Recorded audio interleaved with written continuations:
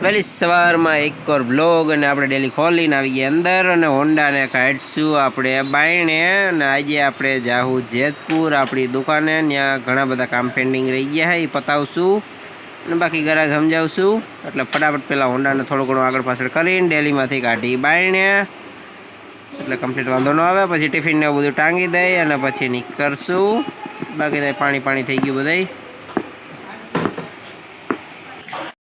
આપણે ઘરેથી સ્પ્લેન્ડર લઈને નીકળી ગયા છે અને થોડીક જ વારમાં પહોંચી જવું જેતપુર. સામે આવી ગયું છે કાગોળ પાટિયું. થોડીક જ વારમાં એક ફેરા 6 લેન બની જાય 2 વર્ષમાં. પછી કોઈ પ્રોબ્લેમ નથી. આપણે ગાડી આંકવાની ખૂબ મજા આવશે. એટલે હવે દુકાને જઈને મળશું, પછી વાત કરશું. પહોંચી ગયા છે અને 2-3 બોરિયા જોડા દીધા અને ભાઈ એનો માલ બધો હરખો ગોઠવે છે. અમે દુકાનને કમ્પ્લીટ હંજવાઈ પોતું કરી નાખ્યું છે અને થોડું ઘણું હરખું કરવાનું હતું. કાલ ભાઈની બધા ઠાકી ગયા હતા.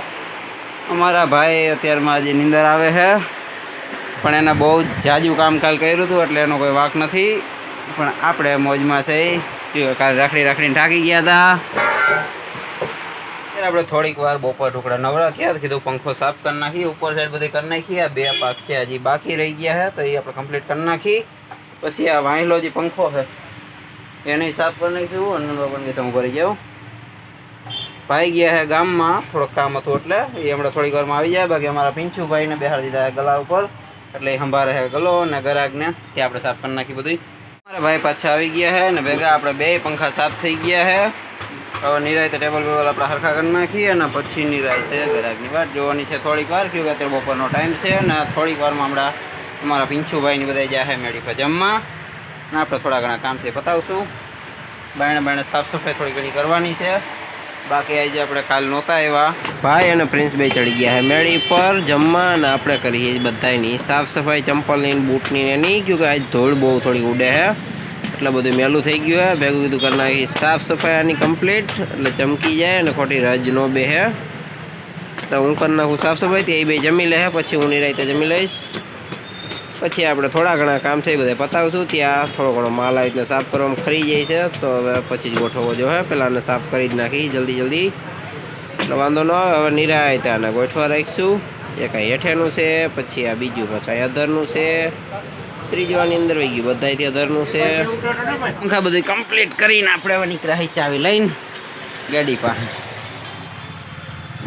ગાડીનો પ્લગ હરખો કરવો પાનું આપણી પાસે જ હતું એટલે ખોલી નાખ્યો બોલ. અને પ્લગ થોડોક હાર્ડ પડે છે, હરખો પેક કરવો જો. પાછો બંધ કરી ત્યારે અત્યારે બાયણે કાઢ લઈ. આપણે ગાડી 50 ઠાકી ત્યારે નડતર કરે. હાવ બેહી ગયો. હરખો કરવો જો. આને આપણે આ પ્લગ બેસી ગયો તેને થોડો હરખો કર્યો અને આ ભાગ છે આખો ગ્રીસનો પેક થઈ ગયો હતો. આમાંથી પાવર સપ્લાય કોઈ થતી નથી, ઓઇલવાળું મિક્સ થઈ ગયું છે એટલે આને હવે આપણે સાફ સફાઈ કરી કમ્પ્લીટ થઈ જાય. પછી આને થોડો કાચ કાગળ કહીને પાછું ફિટ કરી દેવું.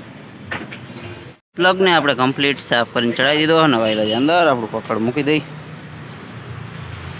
આજ અમારા ભાઈને માથું દુખવા માંડ્યું હતું કે વહેલા હાયર જ બંધ કરી દઈ એટલે આજ વહેલા હાયર ઘરે જ આવું. નકર તો આજ ટ્રાફિક ફૂલ હતું. તડકો જાજો છે, ગરમી બહુ જાજી થાય છે.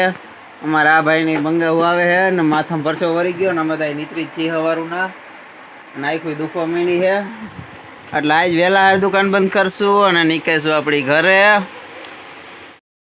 દુકાને જે આપણે વહેલા હાર જ બંધ કરી દીધી છે અને ટિફિનને બધું ટાંગી દીધું આપણા ભાઈએ. અને હવે આપણે નીકળીશું સીધા આપણી ઘરે. શટર પાડી દઈ. આપણે દુકાનેથી નીકળી ગયા અને રસ્તામાં આવી ગયું છે મામાદેવનું મંદિર અને મામાદેવના દર્શન આપણે કરી લીધા છે અને હવે નીકળીશું આપણે ઘરે. રસ્તામાં ગાડી આપણે ધીમી નથી પાડી અને મામાદેવના દર્શન આપણે રોજ કરી. કેમકે દુકાનેથી નીકળી એટલે રસ્તામાં જ આવે. અને હવે થોડીક જ વારમાં આપણે ઘરે પહોંચી જાઉં. તડકો બહુ જાજો હોય ને આજ ગરમી બહુ થતી હતી એના કારણે માથું દુખવા માંડ્યું અને પરસેવો બહુ જાજો વળતો હતો. જેમ પાણી પીએમ વધારે પરસેવો વળતો હતો એટલે કીધું આજ વહેલા હાર જ બંધ કરી દઈ, પછી કાલ પાછા આવશું. અત્યારે આપણે નીકળી ગયા છીએ ઘરે અને હવે ઘરે જઈને જ મળશું. આપણે પહોંચી ગયા છીએ વીરપુર આગળ. તડકો બહુ જાજો લાગતો હતો રસ્તામાં એટલે ગાડી થોડીક કાંઈ આવવા દીધી. પણ વીરપુર આવતા જ સાયો થઈ ગયો, નકરા વાદળા થઈ ગયા એટલામાં. હવે બસ આ એક પુલ જો કે આપણે ભવિષ્યમાં કાયમ આવશે એ પાર કરીને સીધા પહોંચી ઘરે. કરે આવ્યા ભેગા આપણે આવ્યા હિવાળામાં કીધું તડકો જાજો તો આપણી ગાયું શું કરે છે ચેક કરતા આવી પણ અમારી વાસળીનો મોરડો ત્રાહો થઈ ગયો ઢીલો એટલે એનો થોડો ઘણો હરખો કરી નાખી બાકી અમારી ફેની છે અહીંયા એને વાસળી રમાડી બહુ ગમે છે ફેની અમારી ગા પાસે બહુ ઓછી જાય ક્યોંકि એનાથી બીવે છે અને આજે અમારા બાને અત્યારે ગરમી ચડી ગઈ છે એટલે એને લઈ જવાના છે દવાખાને આપણે આવી ગયા છીએ દવાખાને બાને લઈને બાને તડકાની ગરમી ચડી ગઈ હતી એના કારણે શરીરે તપતું હતું અને એને પરસેવો બહુ વળતો હતો કીધું દવાખાને બતાવતા આવી એટલે આપણે દવાખાને આવી ગયા હતા અને ભાઈ બા આગળ છે અને અંદર જાજે જણાને રહેવા નથી દેતા એટલે હું અહીંયા બાયણે આટા મારું છું થોડીક જ વારમાં પછી આપણે નીકળી જાઉં